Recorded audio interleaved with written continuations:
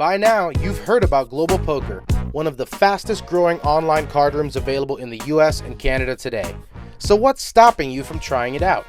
Global Poker is a safe and secure social poker site that uses their own patented sweepstakes model. Signing up is easy. You can use Google, Facebook, or just an email address. You can always play for free on Global Poker, but you can also buy gold coins for additional play, which will earn sweeps coins that can be redeemed for real cash to a bank account, Skrill account, or even as a gift card. Get a free 5,000 gold coins when you sign up right now at globalpoker.com. Poker Stories is an audio series that features casual interviews with some of the game's best players and personalities. Each episode highlights a well-known figure in the poker world and dives deep into their favorite tales, both on and off the feld.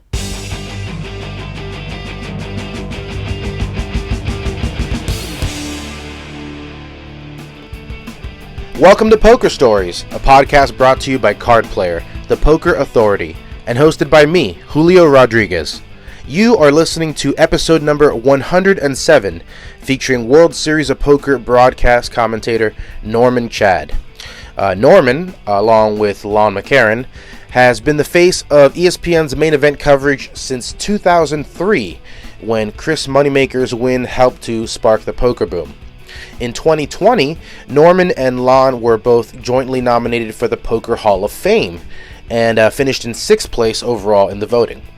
Outside of poker, Norman has worked as a sports writer for The Washington Post and Sports Illustrated, and he has also appeared on ESPN's Pardon the Interruption and as the host of Real Classics. And as you'll discover in this interview, that's only a small sample of the different jobs that he has had over the years. You'll also hear the stories about his time as a stand-up comedian or as a TV writer, and even his failed stint as a blackjack card counter. Anyway, that's enough intro. Here's my conversation with Norman Chad. I'm here with Norman Chad. Norman, how you doing this fine January?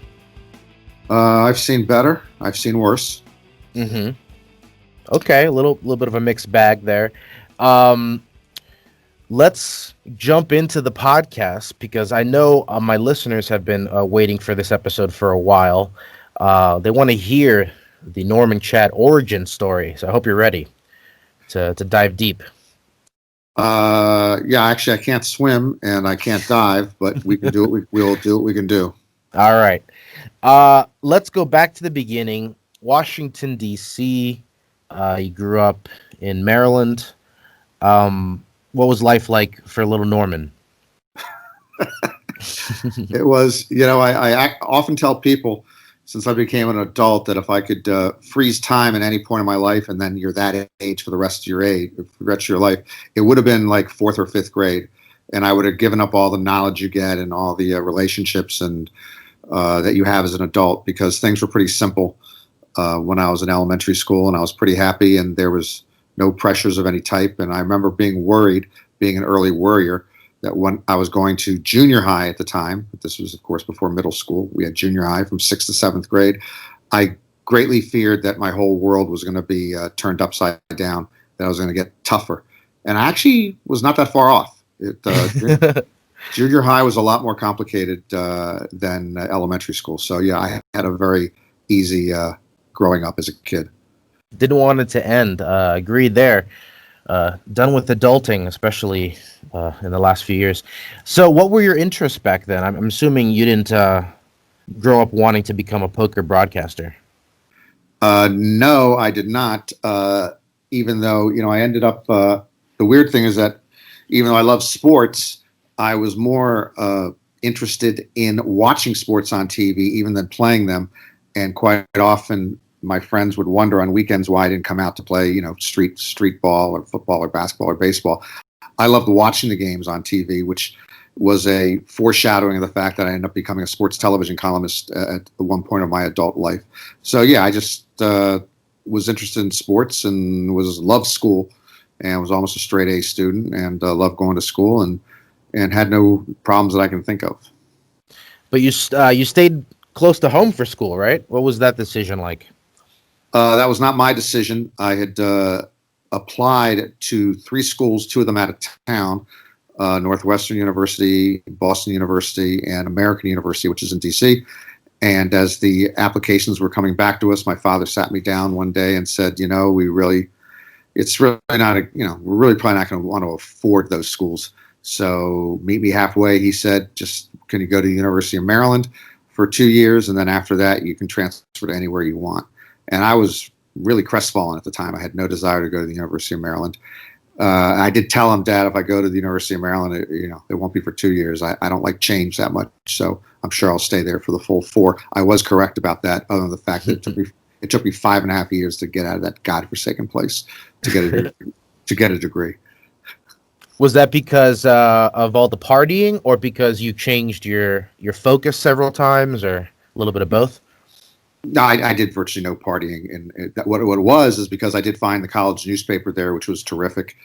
And what I did, which is what a lot of us did, is we would work at that college paper literally 60 or 80 hours a week and just stop going to classes. So I withdrew from one entire semester because I stopped to go to class. I took some Fs another semester because I was working on the college paper. So it took me an extra 1.5 years to get out of there.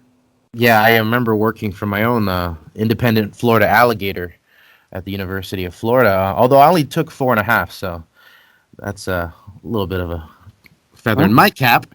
University of Maryland is actually kind of a poker breeding ground. And that turned out kind of funny for you that your alma mater churned out so many top pros?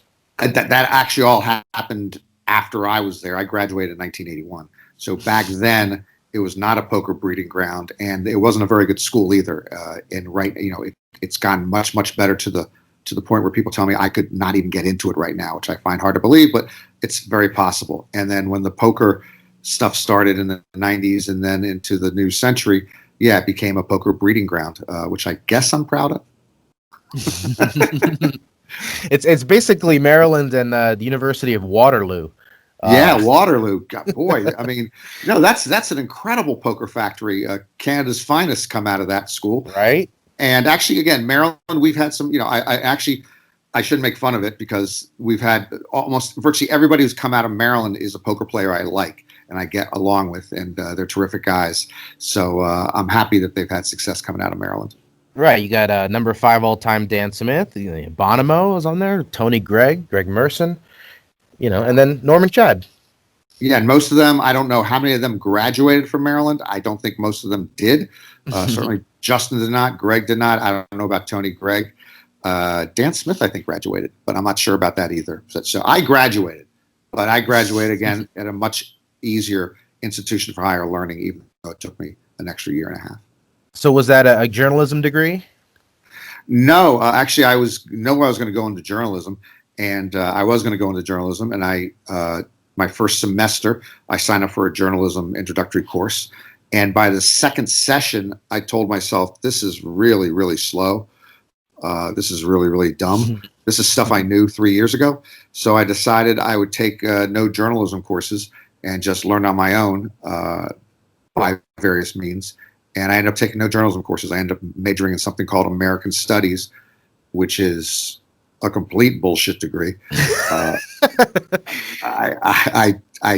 it was American Studies. Julio was a combination of American history, English, and sociology. So like one of the courses we took was like sociology of the soap opera or history of the soap opera. I mean, just stuff that was bull manure. So some of the courses were okay. But again, an American Studies degree is not going to lead you into America's better corporations. But it is the well-rounded background training you need for a career as a poker commentator, I'm sure. Let's talk about the jobs before the World Series, because I read that you were a stand-up comedian for a little while. Yeah, when I came out of college in 1981, I decided late in my college career that even though I love sports writing, there was one particular part of sports writing I hated, which was going to the games. It was as I always tell people, it's a terrible living. You're working at night, you're working in stadiums, you're getting home late, you're interviewing athletes when they're half naked and they don't want to talk to you even if they were fully clothed. I didn't like that whole business. So I thought I wanted to become a stand-up comic. And I knew I wanted to become a stand-up comic. So yeah, the first 2 or 3 years out of college, I worked as a stand-up comedian, mostly in Washington, D.C. How did it go? The fact that I'm talking to you today tells you it didn't go well. Yeah, I was very, very disappointed at how overwhelmingly mediocre I was. I did not do that well. I didn't do it for that long, so I might have gotten better, but it's almost like running backs in the NFL. If you're not a good running back your first or second year, you're not going to develop into one of the league's better running backs your fourth and fifth year. You usually have it or you don't. For some reason, I didn't have it, and I was, again, very disappointed because I had prepared for it a lot and could not believe how bad I was on a constant basis. Well, what was your shtick, your character? Was it like was it a character or was it observational? Did you have a favorite bit? Yeah, it was more observational, and I was playing in an area that is harder to do, which was topical political. So I would try to be changing my material a lot, which was a problem because my material wasn't good to begin with. So I had a lot of observations and talking about politics with not a lot of punchlines. I didn't have set up punchline. And I just couldn't get it down. So sometimes I had some success, but generally, early on in a lot of the sets I did, I'd lose the crowd. And when you lose the crowd, whenever you lose the crowd, you can never get them back. I would often lose the crowd in the first couple of minutes. So I just didn't have a really good, as comedians might say, like a tight 5 or a tight 10. A 5 or 10 minutes that you travel with that you know is going to work. I had nothing that worked. I just kept throwing stuff out there and try to have a good time, and it usually didn't work. Did you have any particularly horrific heckler stories? Yeah, I guess my worst heckler story, and the other weird thing, Julio, is that it just makes no sense since I'm quick on my feet and I like going back and forth with people. I would not even acknowledge the hecklers, which you cannot do. No, you can't do that. You can't. They just take over the set if you don't acknowledge them or throw back at them. And so I just keep trying to just plow ahead with blinders on. That was a big mistake. And my biggest, I wouldn't call it a heckling moment, except something was weird, in this dive bar in Adams Morgan of DC, where I performed every Tuesday night. In fact, I ran the Tuesday night comedy thing there, whatever we called it. It was a small dive bar, and during one of my sets, I was the host and MC. Somebody threw an egg at me that missed, hit the exposed brick behind me, and started dribbling down the wall. But that's kind of upsetting. And again, I thought it was an inside job because who travels to an entertainment show or a comedy night with eggs to throw at the? I thought it had to be someone who worked at the bar who just got tired of my stuff and just went into the kitchen and got an egg. Somebody could not have brought an egg to throw it at somebody on stage that night. But maybe it was somebody who had seen my act before and said, I'm coming back tonight. I'm going to throw an egg at the guy. At the very worst, it was a premeditated egg and therefore not a fair judge of you that night.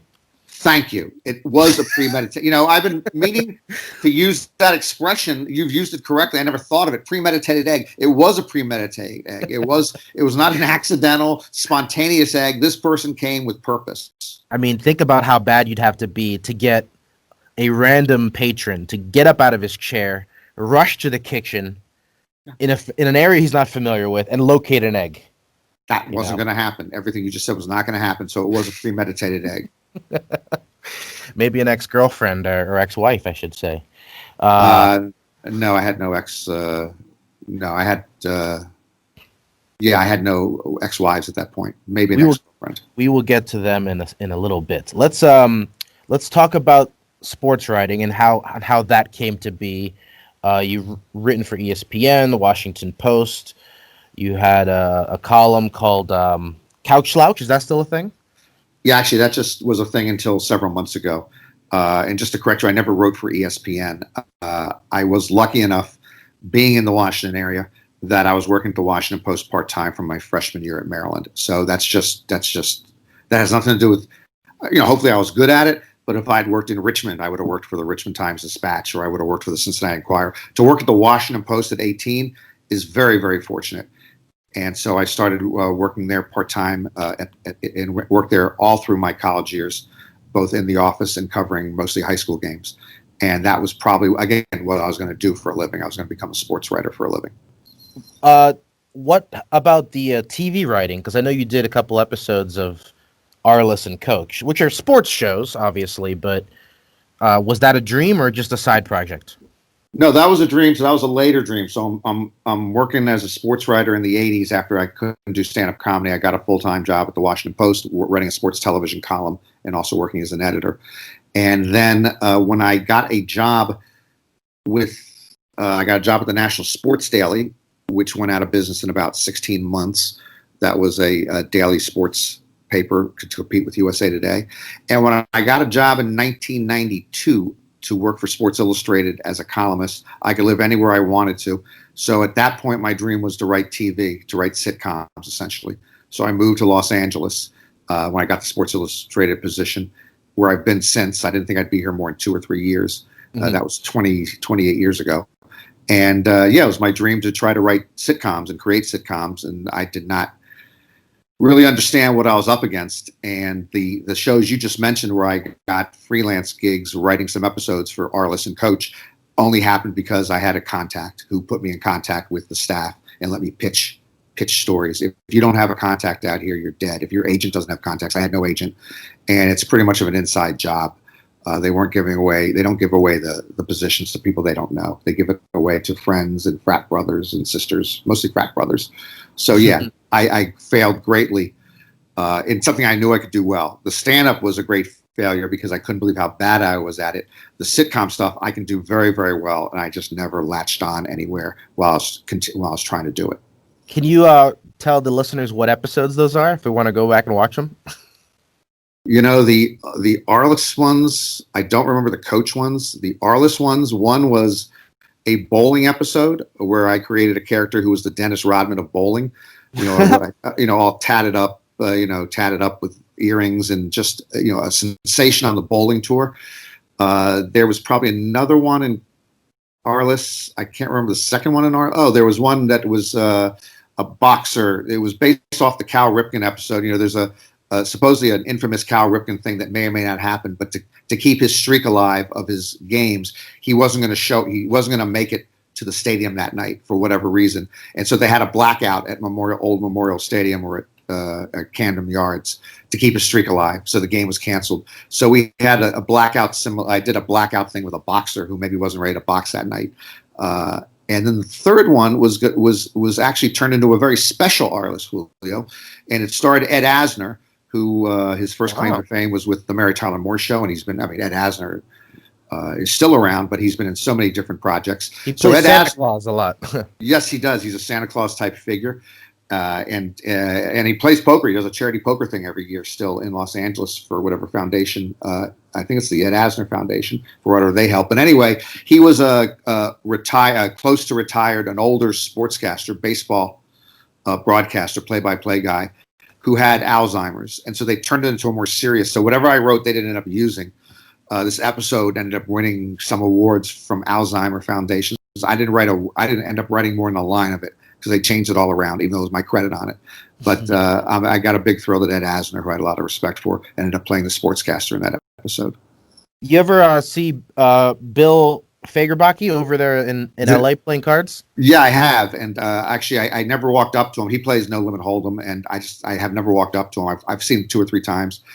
And of course, I wrote, I contributed to Coach when he was an assistant coach, maybe defensive coordinator. And he loves to play poker, and people love playing poker with him. But I have never approached him when I've seen him in Los Angeles. He is very approachable, or at least he humored me when I asked for a photo. So, don't be shy. I won't. He seemed like a really nice guy, and people who play with him say they love playing with him. So I just hate bothering people. I don't know. I just hate bothering people. So since I didn't have a natural in to walk up to him, I never did. For somebody who watches so many sports and obviously is in the sporting world, I was surprised that you stopped betting on sports in 1984. It remains, and I'm getting back into the gambling world now, and I will not be betting. It remains the single most important decision I made as an adult. I have no doubt about it. I had been betting for about a year, and not that big, $25 and $50 bets, maybe 100 at the most. And over that year, I probably was ahead about $1,500, betting mostly NFL, NBA, college football, and college basketball, and baseball, no hockey. but mostly the NFL. And in the 1984 baseball season, I had a bad week where I lost a bet on Monday, and I lost another bet on Tuesday, and I doubled it on Wednesday, and I doubled it again on Thursday to get my money, but I doubled it again on Friday or Saturday, and then on Sunday I doubled it again so I get all my money back, and I lost all 5 or 6 bets that week, and all my profit from one year was down the drain in 1 week. And I told myself, I'm a pretty smart guy, and if I could lose control like that over the course of a week, this is something I should not be doing. So after I went, we always settled with the bookie back then on Mondays. It was a guy who was a composing printer at the Washington Post. Back in those days, if you wanted a bookie at a newspaper, you just went into the composing room floor and found a printer. And they were a lot of bookies down there.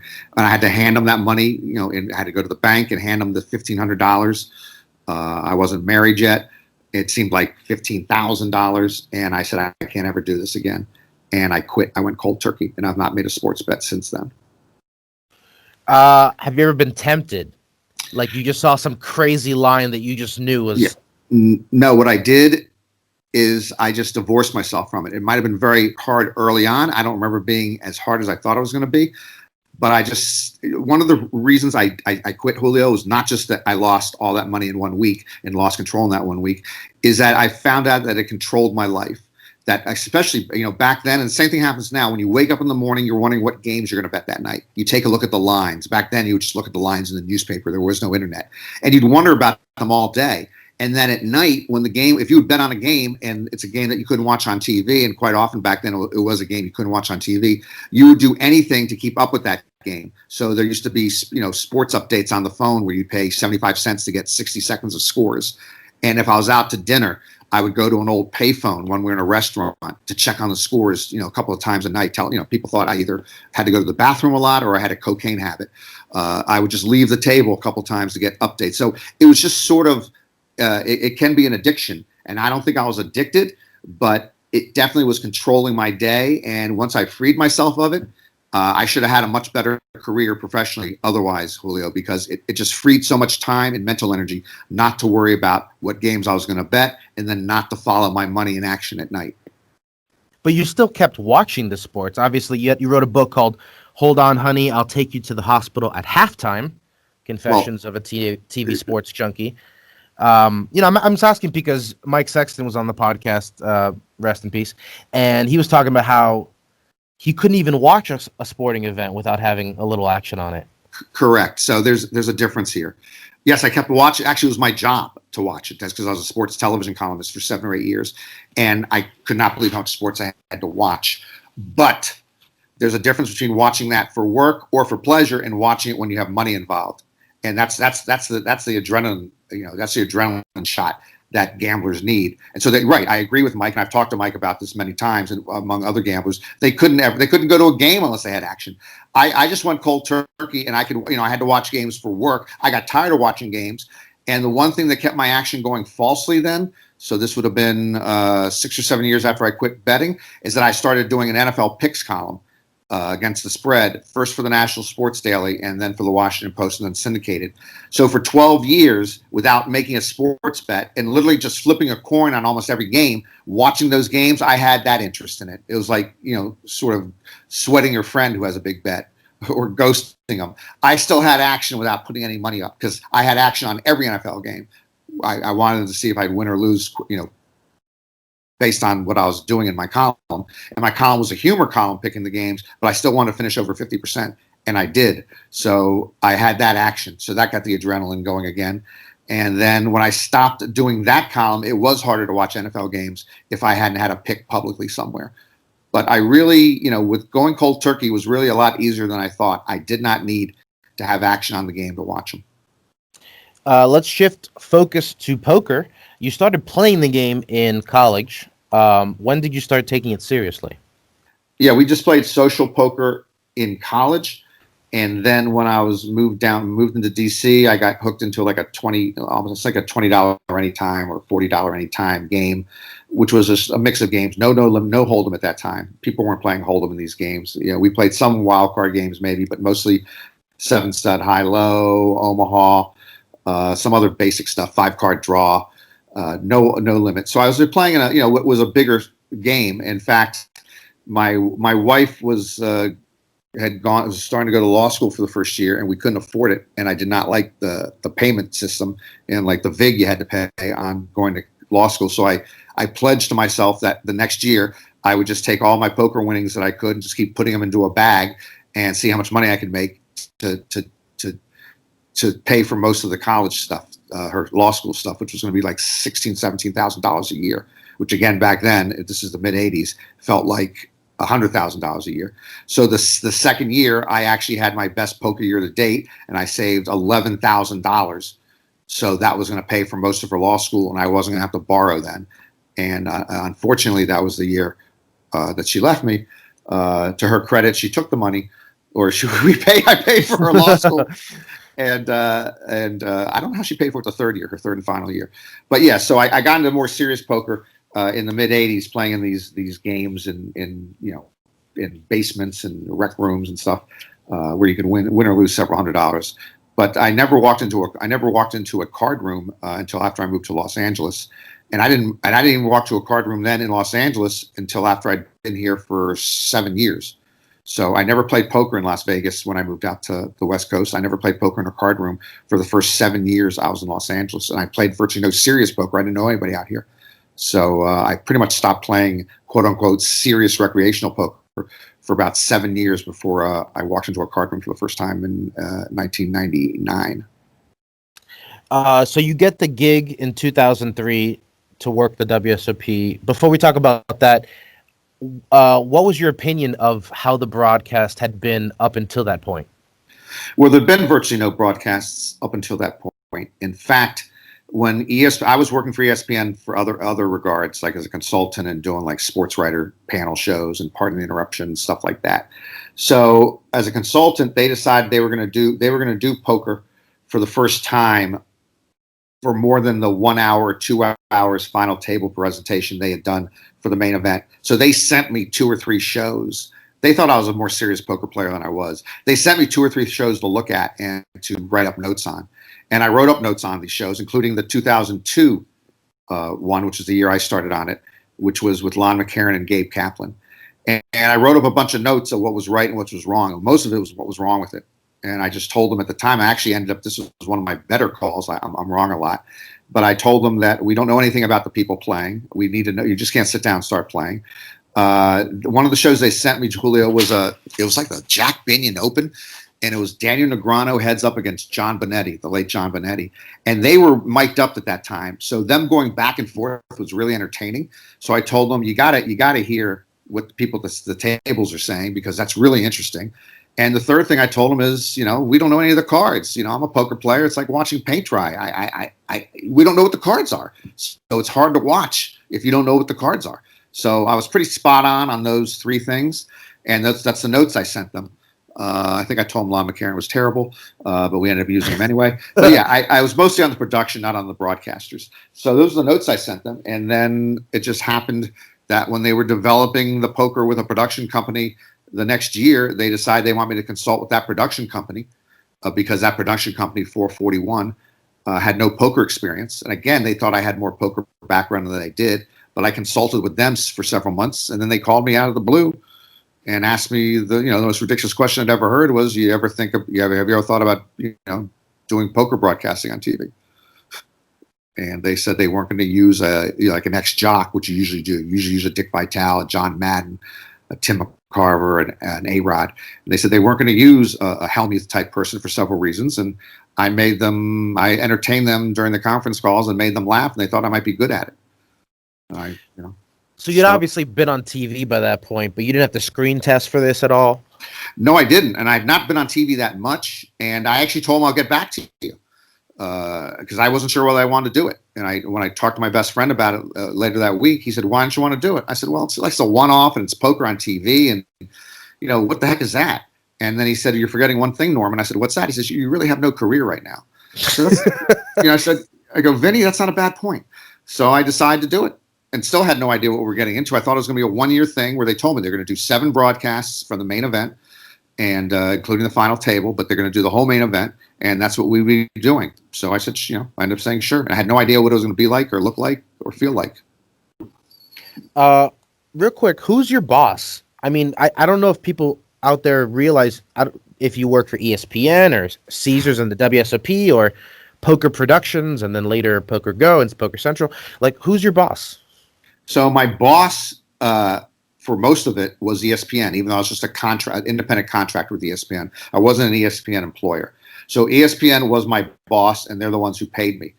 After the last deal that was done 3 or 4 years ago, which brought in Poker Central and Poker Go to do some of it and this and that, ESPN no longer was paying me, even though it appeared on ESPN. So Poker Go, Poker Central became essentially technically my boss, and they pay me, they pay Lon, whatever. So that changed 3 or 4 years ago, and I no longer essentially answered to ESPN. We'd get notes from ESPN back in the day when we did the tapes telling us, we'd send it in telling us, please change this, please don't do this, please do this. So they don't do those notes anymore. The last couple of years when we do the shows, they just air them. So going back to 2003, obviously, big year in poker. What are your thoughts watching it from the sidelines? Are you going, oh, this is going to be a thing? Or are you just like surprised when it comes out and catches fire? Yeah, I was surprised when it came out and caught fire. But actually, just to go back to the first day or two I was there, I ended up calling the same friend who told me you don't have a career, who is my friend Vinny Perrone in D.C., who's a longtime Washington Post writer, and he used to cover horse racing for the Post. So I called him up after being in Binions for the first time for 48 hours. I said, Vinny, where has this been all our life? Because I had no experience with tournament poker or Binions. I said, you can't believe what this is like. We go to the racetrack, and the characters at the racetrack are incredible. These are another set of characters that are incredible. So I was just blown away at the old gambling feel of it. But I still had no idea what the shows would be or look like. Then when we started to receive I think we received the first 2 shows. Me and Lon received it to preview it before we went in to voice it. I remember talking to Lon when I met him, because I did not know Lon before the 03. And when I saw these ones, I talked to Lon and somebody else and said, all we can do is screw this up. This is really good. I can't believe how good this looks. Let's not screw it up. I still don't think anybody would be watching it, Julio. But what 441 Productions did with the original template and blueprint, which they just created out of nowhere with no poker experience, it had a shockingly good look to it. And it also, I could see they're going to tell stories about different players. So I just said, I hope we don't screw this up. And I don't think we screwed it up, but I still had no idea that it was going to catch fire. Did you and Lon do any bonding during that time to try to get a spark in the booth together? Yeah, we probably should have. Again, we naturally got along pretty well at first, which is important, and it's hard to do with somebody you don't know. So we probably didn't do that much bonding before we sat down in the booth. He came there. He was working a full-time job there, so he would not have been there for the full main event the first year. I was there all 7 days, however long it took, 6 or 7 days to complete it. He probably came in a few days late, so we really didn't talk much. We ended up in an odd thing, the on-cameras we do, we taped all of those for the 7 shows after the main event final table finished, like at 1 o'clock in the morning. They had the 7 shows sort of charted out that they're going to be, and we sat there. We stood there at 2 o'clock in the morning doing these stand-ups for the shows. That's the first time we would have spent any time together, and then we would have done the show, the voicing over it in New York a month or 2 later, a couple months later. But yeah, very little bonding with Lon before we sat down in the booth for the first time. So yeah, for those that don't know how the process works, how does the job work in the booth? Because obviously it's a mixture of some live in-person reactions and then also post-production over the top. And the WPT does the live in-person reactions, but we never did that. The WPT has done that to try to make it look like it's more live, live when it's not. Yeah. We never did that. But to show you what a TV novice and virgin I was, so when I got to Binions the first day and I met the guy who ran 441 Productions, Matt Morantz, and we're walking around the poker room and talking with each other. As we walked around the poker room, I said to him, so where's our broadcasting vantage point? And he looked at me kind of oddly, and I thought to myself, why am I using the term vantage point? That's just stupid. What am I? I mean, I've never used that term in my life. So I just rephrased it. I said, where do we do the broadcast from? And he said something to the effect of, you can't be as stupid as you look. We don't do any of the broadcasts here, he said. We tape it all, and then we cut it down into 1 hour broadcasts, telecasts, and then you voice it afterwards. And I went, oh, who knew? I didn't know. I had no idea what we were doing. So one of the reasons I am proud, because I've never done this before, the first year or two that we did it, I had people in the business, in the TV business, TV is their life, in sports TV or entertainment TV, who thought we were doing it live when they watched it. They had no idea we were post-producing it, that we were going back afterwards a couple of months later and laying in the voice track. So I thought that meant, that we're all doing a pretty good job if they think we're doing it live. Right. Do you ever surprise yourself, like watching it back? Or do they use like a first reaction? Yeah, the first few years we did it, I wanted my first reaction, so I took very few notes. When we watched it at home beforehand, going in, I took very few notes. I wanted to have the same reaction I had when I was watching it on my home, on my laptop or on my TV. Actually, it was so far back, we would get a VHS tape that we'd stick into the VHS recorder and then watch it on the TV.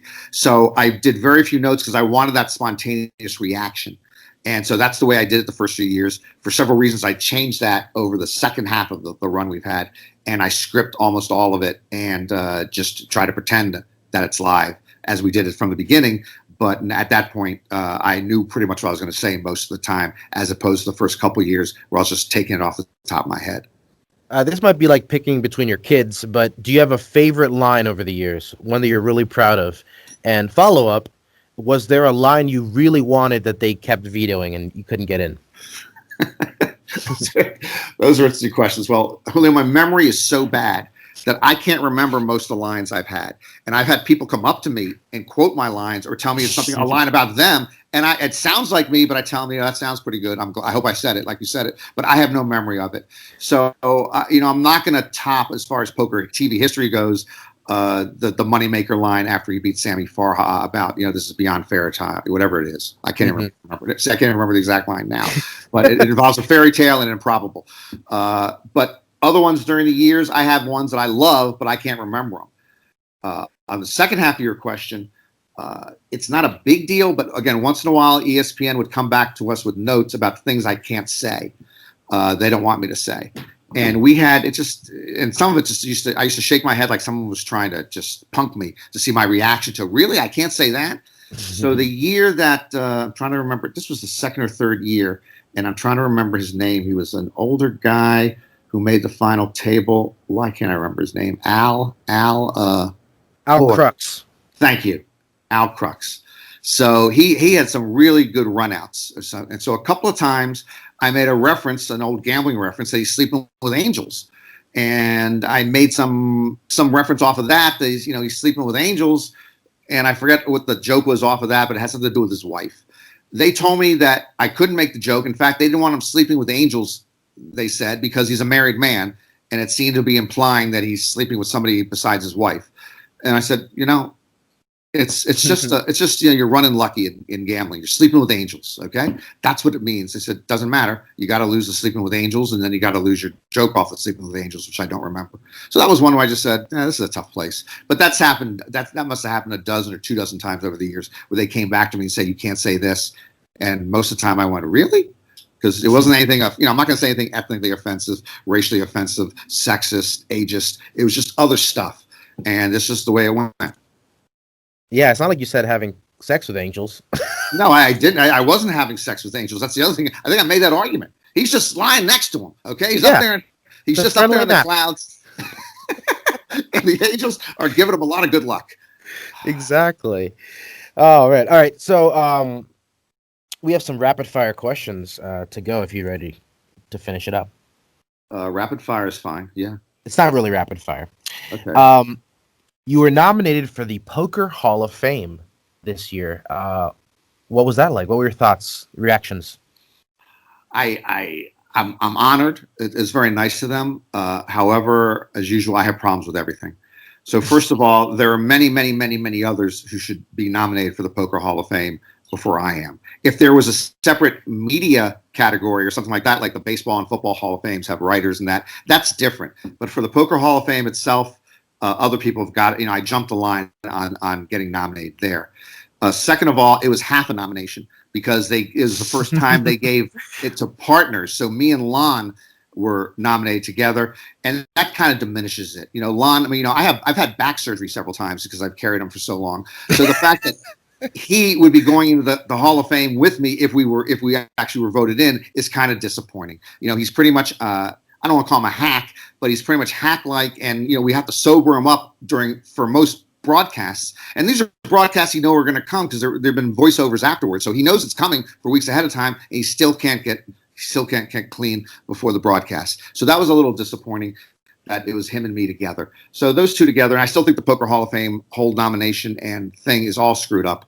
They went back to one person inducted this year, and when they have a backlog of people to go in, that's a mistake. We have a backlog of 9 Americans that need to get in there, so it's going to take a long time to get them in. So I don't like that, and I don't like the whole voting system. It's like sort of semi-rigged. Yeah, it was tough this year because they didn't let the media vote. So I think that hurt you a little bit, but you and Lon managed to get 20 votes, finish 6th out of 10. Oh, I'm very happy. Again, we shouldn't be in the Hall of Fame, and Matt Savage, who should be in the Hall of Fame, if they used what they did the previous few years, which they put at 2, he would have made the Hall of Fame this year. So he took a really bad beat. But again, there should be a contributors category, a builder contributor media category, and then guys like Matt and John Duthie would be in there in a heartbeat. Yeah, I'm wondering if this should just be a separate poker media Hall of Fame. Well, I guess since there's not that much poker media up to now, I guess if you just threw the media into the builder contributor thing, that's fine. And you just put a builder or contributor in every second or third year, and you don't have Matt Savage being going up against Huck Seed or Phil Ivey or whatever. It's just he's never going to get voted in, or actually he would have been voted in this year. He got more votes than I thought he would. But then they just reduced it to one person, which confuses me because we really do have a backlog of people that need to get in. And we have another group of people who are going to turn 40 in the next few years who are also going to be Hall of Fame worthy.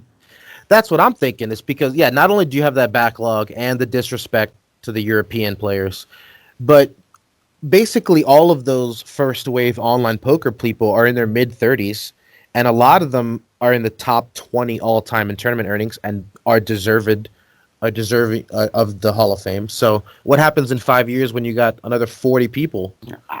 Something's got to change. Unless they just to say, we're not going to, we know you're Hall of Fame worthy, but we're going to change it. You have to be at least 75 to be inducted. So everybody's going to have to wait 30 or 40 years because we have too many 50s and 60 somethings that need to get in first. Yeah, we have so many of these, Justin Bonomo, Phil Galfond, Jason Mercier types coming. I mean, they're just coming like a flood in the next few years. Yeah, man, it's crazy. All those people are now pushing 40. Yeah, they are. The young guns are pushing 40. What is something you wish people knew about Lon? Something I joke with Lon a lot that I want to do a broadcast where we do the other Lon, where it's like, because Lon, by the way, Lon is the friendlier of the two of us. Lon is the more people person of the two of us. Lon deals with the public better than the two of us. He's a normal person. I'm not. I'm more antisocial and stuff. But there is another Lon, I always tell him, that gets down and dirty. That would be, sitting in an alley drinking Jack from the bottle and just going, bring me another virgin. Now, that doesn't really exist. But that other Lon, who, by the way, Lon's got a great sense of humor. He's really funny. I'd like people to see the other Lon once in a while, where he's just not, just the friendliest guy in the world and smiling at everybody and just being nice to everybody. I wish they saw him more like I was, because there's that part of Lon that's somewhere in there. Yeah, I want a mean Lon episode. That'd be great. There we go. A mean Lon episode would be great. All right. I heard that you lost a lot of money card counting. Yeah, I don't know how dumb you can be to card count and then still lose money. But I stopped card counting after that, and I started to win money. But yeah, me and, again, my friend Vinny Perrone, we decided that we were going to be a card counting team, sort of a low-life MIT counting team that went to the University of Maryland. We both went to Maryland, and we're not really that smart. So we started to do the basic card counting, which wasn't that hard. And we adjusted our play based on it. And since sometimes we were playing late at night and we get tired, we'd rotate doing the card counting, the two of us. So one of us would just do it and just update the other one on it. And we kept losing. What also frustrated with Vinny is, not that we were going to get caught. I mean, we're generally, we have like a $10 or $25 base bet. They're not going to throw us out We weren't doing the big time card counting, but we didn't want them to think we were card counting. So we would, when one of us had to tell the other one, and sometimes we weren't sitting next to each other at the table. He might be in first base, I might be over on third base. We would say something out loud to let the other guy know where the count was. So it was like like a code. A code, but he was ridiculous. And I remember I got into an argument with him. So let's say that the count's +4. So he just say, I love the Beatles because then they were the Fab Four, that type of thing. But then he started getting incredibly like cryptic and Queen Elizabeth. Queen Elizabeth on weekends really loves to take a riverboat ride on the Thames. What the fuck does that mean? What the hell are you talking about? I got to decide whether I'm doubling down here on 11 against the 9, and you're talking about Elizabeth on the Thames? Yeah. So I got really mad because he got real convoluted with his stuff. Well, how deep is the Thames? There you go. Hey, that's an old joke actually from the restroom. I forgot that joke.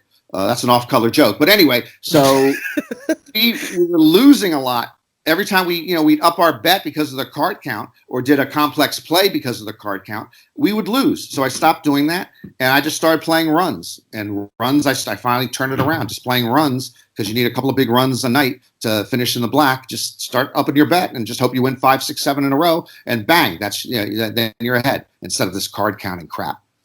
And then obviously learn to get up.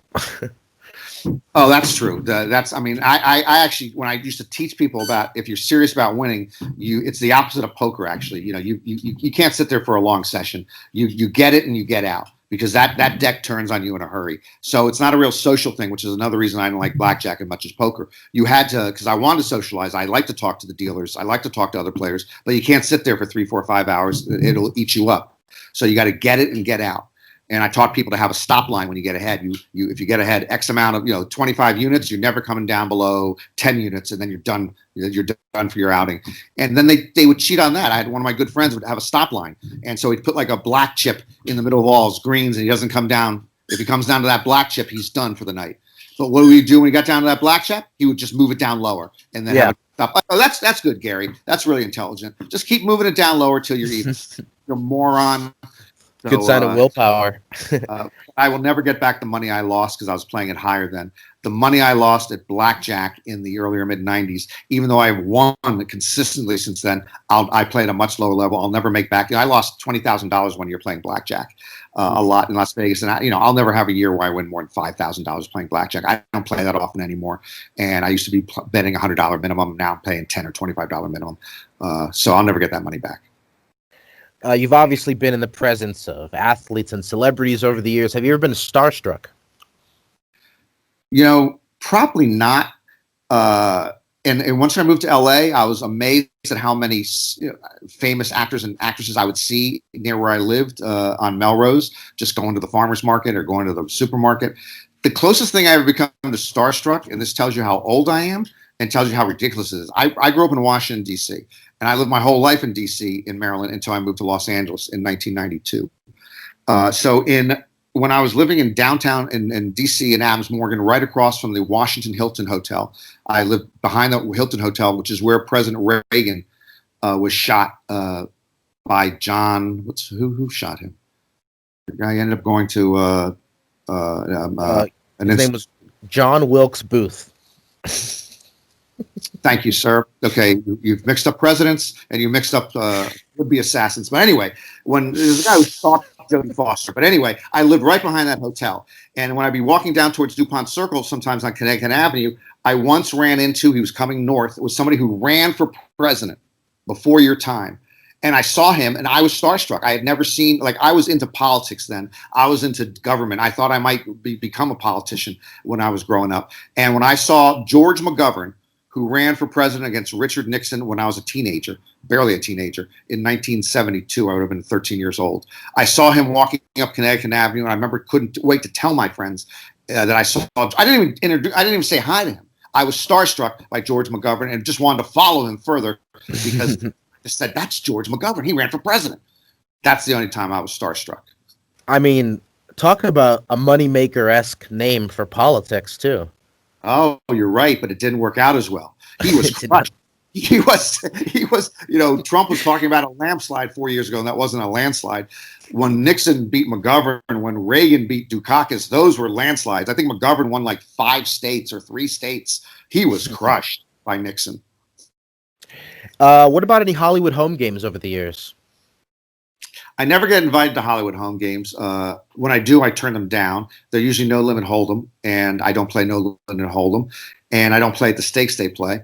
The only home game I got invited to was the late great Sam Simon's home game, who played mixed games, and he used to play like monthly or every other month. I got invited to his game. One of the creators of The Simpsons, one of the nicest men anybody could ever met, one of the most charitable men anybody has ever seen. He's one of the reasons I have rescue dogs now.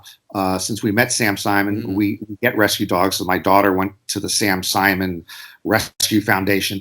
But Sam invited me to his home game, and that had some stars at that game. That had Jen Tilley, his ex-wife. Drew Carey was at that game. Norm Macdonald was at that game. A couple of producers. And that's the only game I ever played. I lost a lot of money. I had a bad incident with Norm Macdonald. It was such a bad incident that if it wasn't my first time at that game, I would have walked away from the game. I did not speak for like an hour after the incident. I ended up losing my highest amount I ever lost at a home game that night. I think I could go check it in my records. I don't have it in front of me. I probably lost like $3,500 at that game. It was a combination of we played No Limit Hold'em and we played PLO. So, and then we played a weird game. Every orbit, we played one weird game, which is where I had the incident with Norm. And so, yeah, I ended up losing $3,500 from 7 o'clock at night till 5 in the morning. And I was never invited back, which is amazing because when you lose that much money, they usually invite you back. But I was never invited back, so I must have done something wrong. Was it the incident with Norm? I was the victim of the incident with Norm. So it wasn't the incident with Norm. That's where I just stopped talking and I lost every hand for the next 5 hours. It was something that happened with Norm, in which Norm angled me, essentially, or just as he told Jen Tilley afterwards when she said, "How could you do that, Norm?" He looked back at her and said, "It's poker." So it was a weird incident where he, lied to me about his hand to break it down to simple things, and I believed him, and so I did something wrong, and then he scooped me in a pot, in which I would have, we would have chopped like a $800 pot. Instead, he took $800 and I lost, $400, whatever. It's hard to explain it all, but I was shocked that he would do it. I didn't know he was acting. I thought he had made a mistake. I was trying to help him so we could just chop the pot, and he just kept doing his thing. And then I believed him. And so then I got rid of, this was a game where you got rid of a card and got a new card. So I broke a pair, I broke a low to get a new card, and then he ended up going my way when we declared, and he scooped me. And I was just shell-shocked. I was paralyzed. I was frozen. I couldn't believe that he had been doing this act for the past 3 to 5 minutes. It took a long time. And I was speechless. Man. I stopped talking at the game. I didn't need to talk that much of the game because other people, Drew Carey's there and Norm's there. And Norm had his biggest night of that game to date at that night. As I was finding out, he won like $5,000 that night. But yeah, I never got over it. And I've brought it up many, many times. Have you brought it up to him? Because he's been around poker, obviously, commentating himself. Yes, he was. So he's heard about it from some of the other people, and he said it was no big deal. And I think we finally talked at the World Series of Poker several years later, and I believe he apologized to me, or he just brought it up without I can't even remember because my memory's bad. But I brought up versions of this story like a dozen different times to people, or on podcasts or sports radio shows. And so it got back to Norm, and he has he doesn't have much of a different version. There's just not a different version about it. Yeah. He's just a difference of opinion of what's allowed. Yeah, what's allowed. Exactly. That's why Jen, who will tell you the same story, Jen said to him, "How could you do that, Norm?" And that's what he said. It's poker. But yeah, it was like someone taking a baseball bat to my ribs. I just ended up losing the rest of the night. You were a movie critic for ESPN? No, so what we did is they had a show called Real Classics, REEL, where on Sunday nights on ESPN Classic, they did a sports movie. And they hired me to be the co-host of it, first with a comedian by the name of Nick Mackay. And then Nick did it the first year I did it. And they brought in Jeff Cesario, who's become one of my good friends, a really great stand-up comedian. And we hosted it. So we would just come in after commercial breaks and give little tidbits about it. And then I would do a review of the show at the end, like upon further review, here's my review of the movie at the end. Love doing it with Jeff. We did it for 2 or 3 years. We did dozens and dozens of movies, many of I had never seen before that were fun to watch, like when we have a question here when we ask favorite movie. So let's do 3. Let's do favorite movie, favorite sports movie, and favorite gambling movie.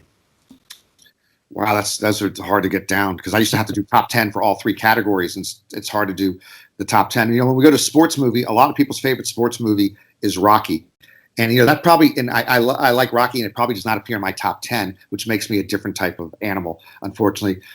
Favorite sports movie might be if it's a sports movie, it might be The Hustler, the original, led to The Color of Money. It might be Slapshot. Which is hilarious. Yeah, all new hockey movie, and some of the baseball movies are really good. So, and I like Breaking Away, a cycling movie. So that's my sports movie one. There's other things like Raging Bull and Bull Durham and The Natural and Field of Dreams. There's a bunch of others that can hit the top 10 in Rocky, but those are probably my favorites. Favorite movie of all time is either Godfather 2, or I'm a newspaper guy. There's a film that goes way back called His Girl Friday, with Cary Grant and Rosalind Russell, which is just the greatest newspaper film of all time. It's tremendous. So again, on the short list of great films, there's things like Citizen Kane and Casablanca. But I probably I probably Godfather 2 is pretty renowned. Yeah, if I go with Godfather 2, and Godfather 1 would be in my top 10 or 20. And what was our third one? Oh, gambling movie. Yeah. So gambling movie. There's been several that are really good that I love. That might not be my favorite, and I'm forgetting something off the top of my head. But The Cooler, I loved. Croupier, William H. Macy. William H. Macy and Alec Baldwin was tremendous. Great dark film. Croupier is a great dark film. I believe that's maybe a British film. That's what's his name? The guy from Children of Men. He was the croupier. He was really good in it. He's a really great actor. But my favorite one, hands down, which most people haven't seen, hands down, I direct everybody to this, especially since they unfortunately remade it a few years ago, and it's a whole different mill, is the original The Gambler with James Caan. It is the rawest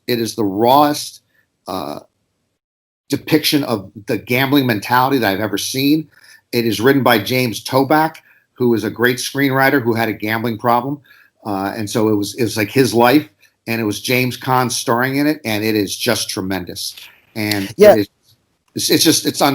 just by far the best. And when they remade it, unfortunately, I like Mark Wahlberg, but they remade it. I turned it off after 15 minutes and said, "This is a pile of doo doo."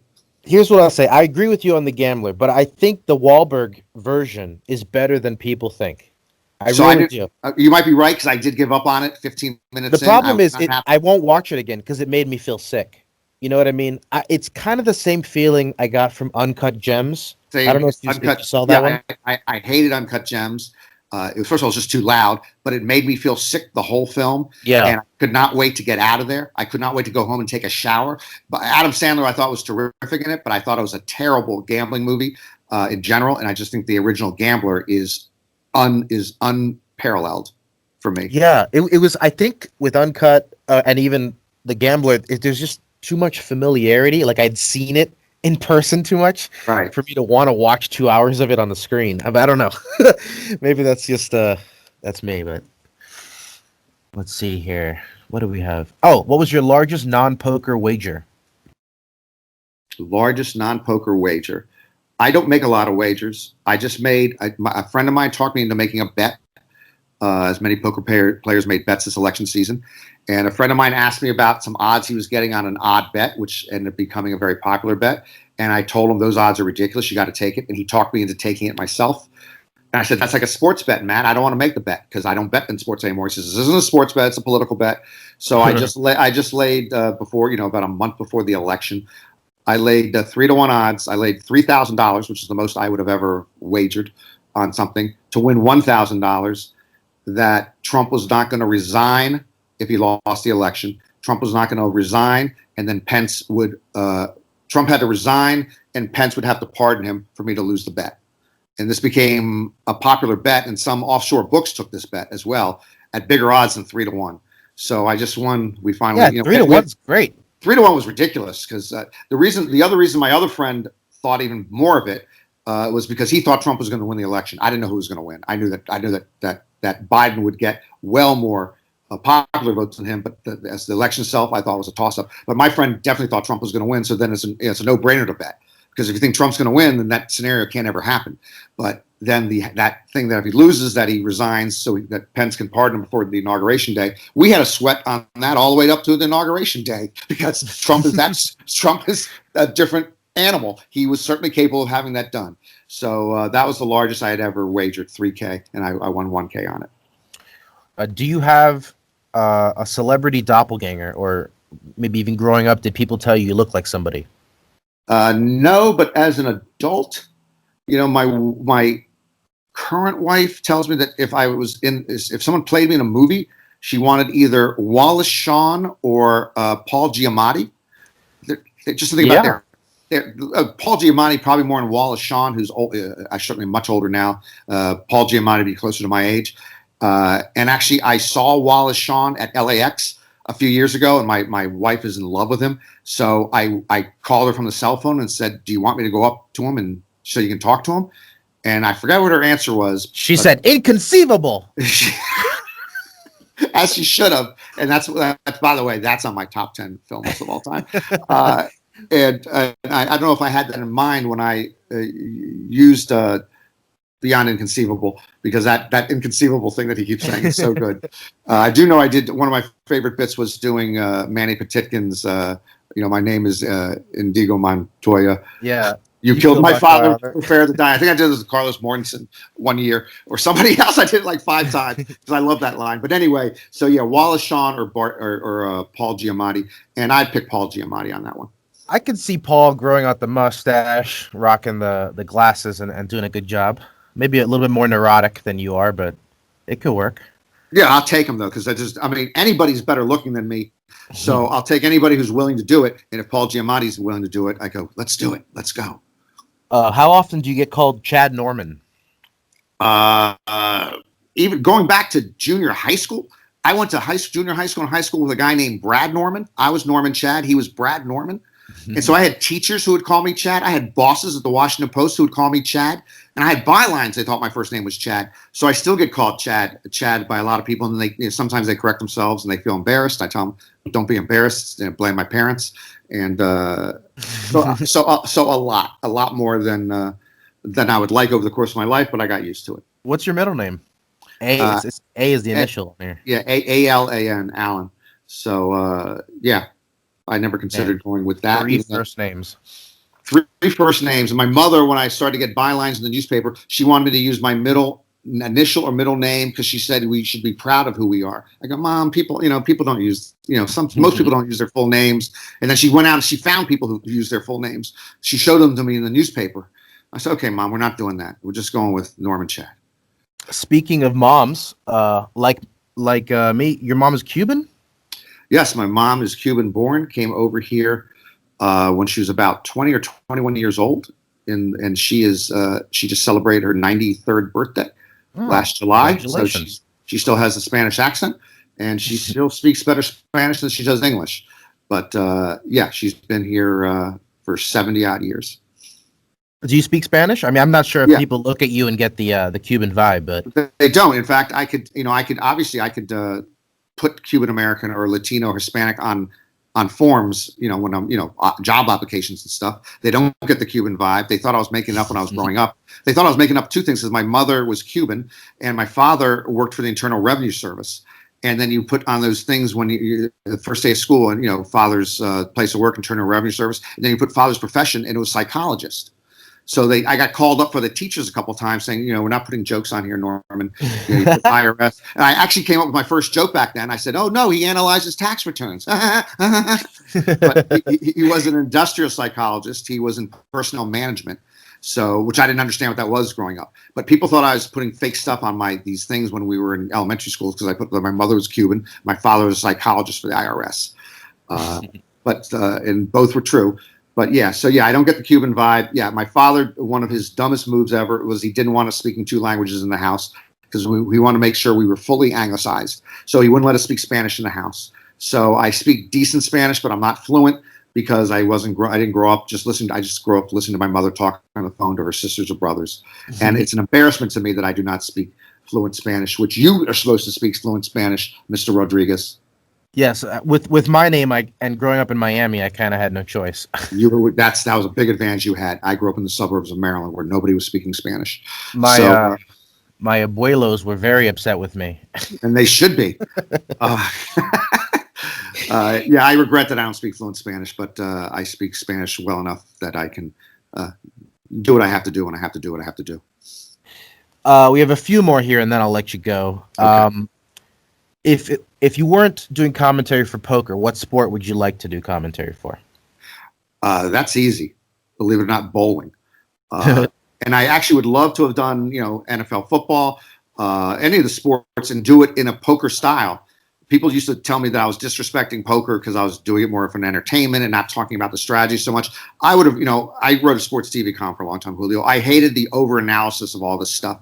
I just wanted to watch the game, and if their people are funny or friendly, that's fine. But I didn't want, Tim McCarver telling me about the short hop and how the sweep tag, I didn't want all that. So I would have brought a poker mentality to other games, and the one that I would most love to do it for is bowling. I love bowling. I love TV on bowling, and bowling on TV is not terribly popular anymore. And I'd love to take my approach to the bowling telecasts and have more fun with it. Bowling, I think, has a personality problem, right? There's basically only one Helmuth in the whole sport. Yeah, pretty much. Actually, when I first met Helmuth and saw what he was like, I compared him to friends of mine to John McEnroe and Pete Weber, the bowler. Pete Weber, that's what it was. Yeah, Pete Weber, the same thing. And they're very similar, just bad sports when they lost and always yelling at other people. And I love Phil now, but he still is a bad sport when he loses, and he's still yelling at other people. But yeah, so bowling had Pete Weber. And the other problem with the bowling telecast for years is that the way it worked is that only 5 bowlers could get onto the telecast every week. So it was hard to build stars because you'd have dozens and dozens and dozens of good bowlers. They'd have 20 events a year, and only 5 people would make the telecast. And so your best bowlers would only make it 2 or 3 times a year. So they had to change that a bit. So that was another problem they had. But bowling back in the day before cable, bowling was a force, Julio. It was on only once a week on Saturday afternoons with Wide World of Sports on ABC. And that 90-minute block, that killed everything in its sight back then. It would beat college basketball, because you can see college basketball many more times. It would beat college football. The bowling telecast would get a solid rating along with Wide World of Sports. I will admit it's mesmerizing to watch, especially because they get so many strikes. Well, the reason I also think it's a great sport is because it's over so quickly. You have the beginning, the middle, and the end. Every 20 or 25 minutes, you have conflict resolution, and sometimes you have great finishes. And then, so in one 90-minute telecast, you would have 3 or 4 matches. And I just thought it was easy to watch, and you move on to the next match. You didn't have to go through a 3.5-hour baseball game that usually was lopsided. Are you superstitious at all? A little, but not much. For instance, when I used to flip a coin on the NFL picks I used the same Kennedy $50 for 12 years because it was working so well. I would do things like that in blackjack, where if I was doubling down and if it was working because I didn't look at sometimes the dealer will offer you want me to keep the card down till we see my card. And I say, sure. If that was working, I keep doing that. But I stopped being superstitious on most stuff. My only superstition left in poker is any time in live poker that I am buried and I am making my way back with one of two people there used to tell me, man, great comeback, Norman. I said, oh, man, I will never win a hand now. Don't tell me great comeback. I'm still down. And then I'm always superstitious about that. So if I'm down $1,700 and I've made it back to minus 200 and then they tell me great comeback, I ain't going to get to even. I'm superstitious about that for some reason. All right, guys, if you see Norman playing, do not congratulate him on the stack, no matter what. Weirdest place you've ever played poker for money? Weirdest place I've ever played poker for money. I'm forgetting some places, but when I worked one summer for 3.5 months in Rome at an English language newspaper when I was a college student. and it was one of the greatest jobs I ever had. And I got to stay You speak in Rome. Italian? So I got really good in Italian then, which is not that far off from Spanish. A lot of similarities. So I love that job. And we played poker outdoors. I had not played pokers outdoors before, and it was in the summertime. We played poker on the balcony of a guy's flat that he had on the second floor. The person who was renting out the place would not allow him to play inside. We don't know why. So we played on the balcony of this Roman apartment in Rome, and it was not windy that night. And I remember drinking. We had Heinekens, and we did not have chips. I had to create chips, which I created chips through it wasn't silverware inside the flat, but it was something from the kitchen that I created chips from. So it's, playing outdoors in Rome in 1980 is as good as it gets. Yeah. And I was not keeping my records yet, so I don't know if I won or lost. I didn't start keeping poker records in 1984. But yeah, that was a beautiful setting. It had that Rome sky we used to talk about back then. It was dark blue that just turned to black, and it was I just felt like I'd live forever. Drinking wine and beer, playing in Rome outdoors. What is your bold prediction for poker's future? My bold prediction, it's not a bold prediction, but I've always told people that if and when poker was legal on a national basis again online, we would have another poker boomlet. Now, the way it's working right now, it's drips and drabs with different states getting legalized. And California is still a huge stumbling block. But it's not going to happen quickly on a federal level. It never was going to happen quickly on a federal level once we got screwed by UIEGA or whatever that act was. So we will have poker. Poker is incredibly healthy despite all the blows to the head it's taken, Julio. It's still incredibly healthy on a live basis. And there's a lot of illegal games going on, particularly online now, or games that are sort of below the surface. So poker is really healthy. So if it ever gets to the point again where it is legal everywhere, we're going to have another, poker. There's been poker booms around the world now. And poker players around the world have surpassed us in online skill because they're playing and we can't. So I do believe poker's in a really good spot for the future, as long as people don't get too greedy, different sites and live rooms don't get too greedy as well, because they keep taking bigger take out of the pots. And there's got to be enough is enough. It's got to be enough at some point. Yeah. All right. We end the podcast the same way every time, with a question from the random question generator. You have an RQG? Oh, yeah. Wow. Specifically built for this podcast. It's definitely not a website I just go to every time. All right, here we go. What is your best story from a wedding? That's not fair. It doesn't have to be your wedding. Yeah, I know. I can't tell you how many good stories I have from weddings, and most of them aren't from my weddings. Do we want a good one or a bad one? Okay, let me just tell a happy one, because okay. my current marriage, which should be my final marriage, I hope it's till death do us part, even if one of us kills the other. So yeah. I got married to Tony. I got lucky. She was like an angel falling from the sky, even though she wasn't sleeping with angels. She was an angel falling from the sky. And we got married in 2007, and she used to come out. She's a caterer chef. And she started doing catering for the ESPN crew. She did it over the course. We would be there most of the summer. She'd do it for like 5 or 6 nights over the course of 3 or 4 weeks or something. And so she got close with the crew. And we were together at the time, but we were not married. And somehow the crew talked us into getting married on the off day back then of the main event. When there might have been an off day between day 1 and day 2, or day 2 and day 3. They decided we should get married at the final table, at the feature table. They would film it, and we would do it. And on about 10 days' notice, we decided, all right, let's do it.